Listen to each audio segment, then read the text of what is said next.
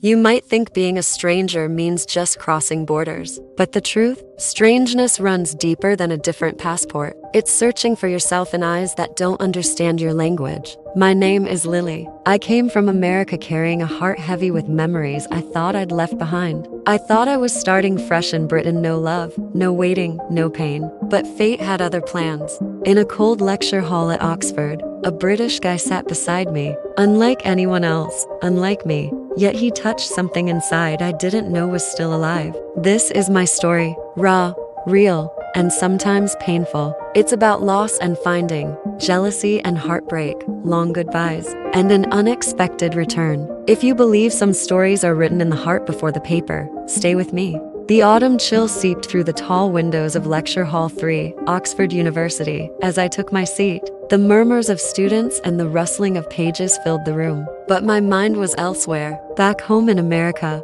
to a place I was trying to forget. I looked into the cracked mirror of the bathroom before class. My reflection startled me. The girl staring back was a stranger, my brown hair tangled, eyes tired but determined. Was I really ready for this new beginning? Next to me, a tall young man balanced a pile of notebooks, his fingers stained with ink. He scribbled something quietly, then slid a folded piece of paper toward me. Some of us don't come to start anew, but to find what we miss feeling in the past. I read the words twice, then looked up. His eyes met mine, calm, curious. I'm Jamie. That simple introduction sent a ripple through my chest. Something in his voice, in that brief moment, told me this wasn't going to be just another semester. Jamie wasn't like the others. There was a quiet weight to him, a softness hidden behind those sharp blue eyes. In the bustling halls and crowded lecture rooms, he seemed almost out of place, not because he stood out, but because he didn't try to fit in. We started crossing paths more often in the library, during breaks, at the little coffee shop near campus where the barista knew our orders by heart. Somehow, with Jamie, silence didn't feel empty. It felt safe. One afternoon, rain caught us unexpectedly. We ducked under the awning of a closed bookstore, sharing a threadbare umbrella I barely noticed he was holding. I didn't expect to find someone like you here, he said softly, voice almost drowned by the steady drizzle. I glanced at him, unsure what to say. Neither did I. Jamie didn't open up much about himself, and I was no different. But slowly, in stolen moments and late-night talks over coffee, pieces of his story came through: a lost love, a family torn apart by silence, a past shadowed by mistakes. He once told me, sometimes the hardest thing isn't the past itself, but the silence we keep about it. I nodded, feeling the weight of my own unspoken stories. The campus was alive with the autumn festival, lights twinkling, laughter floating on the crisp air. I felt nervous and exhilarated at once. Jamie and I found ourselves together beneath the glow of lanterns. Our hands brushed, and suddenly, everything shifted. The cold, the loneliness, the distance, it all faded. For the first time since I left home, I felt hope. Hope, though, is fragile. Old fears crept back, gnawing at my heart. Memories of betrayal and loss whispered doubts in the dark. Jamie saw my silence, the walls I built around me. Talk to me, he urged one evening. I'm scared, I confessed. Then don't be scared alone. Days turned into weeks, and the small moments between Jamie and me grew into something unspoken but undeniable. We shared coffee at dawn, exchanged shy glances in crowded halls, and found comfort in the silence that didn't demand words. One evening, under the dim glow of fairy lights strung across the campus courtyard, Jamie finally broke the quiet. You're not as alone as you think, Lily. I looked at him, heart pounding. It's hard to believe that sometimes. He reached out, gently brushing a stray hair from my face. Then, believe me, with every step forward, old fears lurked behind, threatening to pull me back into the shadows of my past. Trust was fragile, and I wasn't sure if I was ready to give my heart again. Jamie sensed my hesitation, but he never pushed. Instead, he waited, patient as the seasons changing.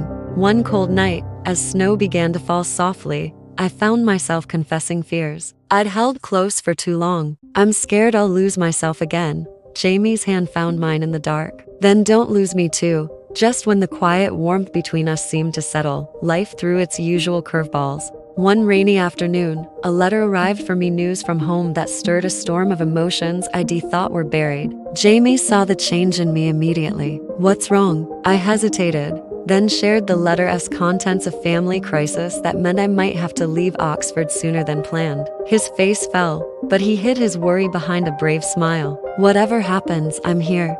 The days that followed were a whirlwind of emotions and decisions. The thought of leaving Jamie, this new life I was beginning to cherish, was unbearable. Yet, the pull of family, the obligations I couldn't ignore, weighed heavily. I found myself standing at a crossroads between the past that called me back and the future that beckoned me forward.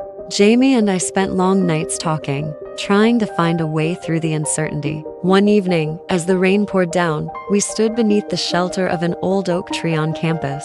"I don't want to lose you," I whispered. He took my hand, his voice steady despite the storm around us. "You won't. Not if I can help it." That night, promises were made fragile, hopeful, but real. The weeks that followed tested us in ways neither of us expected. Phone calls replaced conversations, and messages stood in for touch.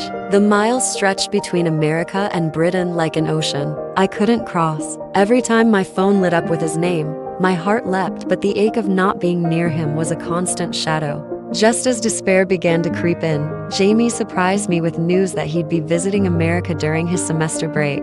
The thought of seeing him again filled me with hope, a chance to bridge the distance and heal the growing cracks. When he stepped off the plane, the world seemed to pause. His smile, familiar and warm, chased away the cold loneliness. Our reunion was tentative, but full of unspoken emotions. We explored my hometown together, sharing stories and laughter, and slowly, the flame between us grew stronger. But old wounds and insecurities still lingered, threatening to dim the light we were trying to keep alive.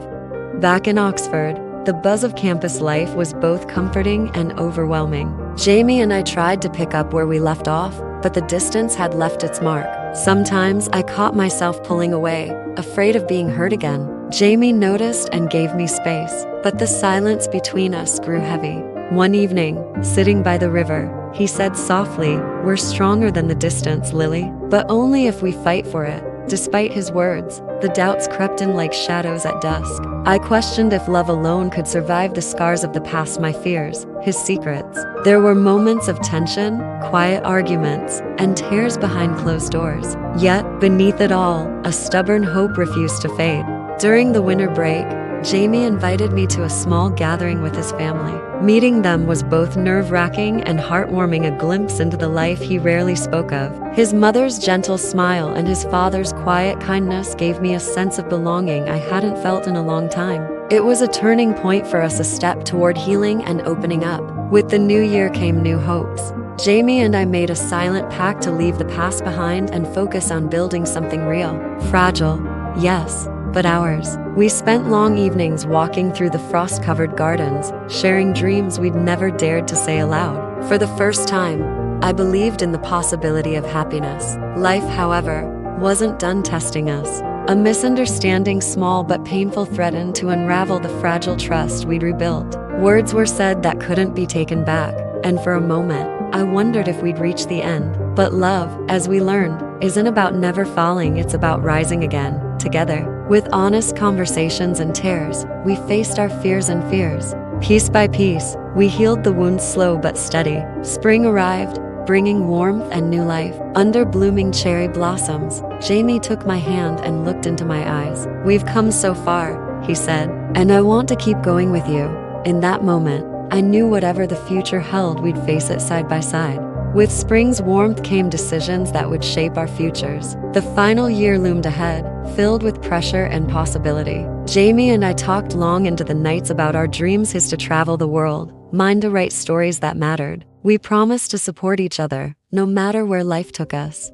As graduation approached, uncertainty crept in. Job offers, plans, and responsibilities pulled us in different directions. The question lingered: could love survive when dreams led us apart? Graduation day was bittersweet. Friends cheered and celebrated, but Jamie and I held onto each other tightly, knowing goodbyes were near. "I don't want this to be the end," I whispered. He smiled, eyes glistening. "It's not. It's just the beginning of a new chapter." We parted ways, him to London, me to New York, carrying memories and hopes. Though miles separated us, our hearts stayed connected through calls, texts, and occasional visits. Months later, Jamie surprised me by showing up in New York. His sudden arrival reignited the flame and reminded me of what we had fought for. We spent days rediscovering each other, making new memories. Time tested us, as it always does, but every challenge only deepened our bond. Through long nights and whispered promises, Jamie and I learned that love isn't perfect. It has the strength to keep believing, even when the future is uncertain.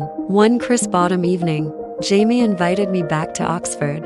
Walking the familiar paths together, everything felt both new and comfortingly familiar. We realized that home isn't a place, it is the people who hold your heart. Beneath the ancient spires, Jamie knelt, offering a ring and a simple question that made my world stand still. Will you share your future with me? Tears blurred my vision, but my answer was clear. Yes. Our wedding was small, but filled with love, laughter, and the presence of those who mattered most. As we danced under the stars, I felt the weight of all the pain, hope, and dreams that brought us here. Together, we were ready to face whatever life would throw at us. Epilogue: the shadow that waited.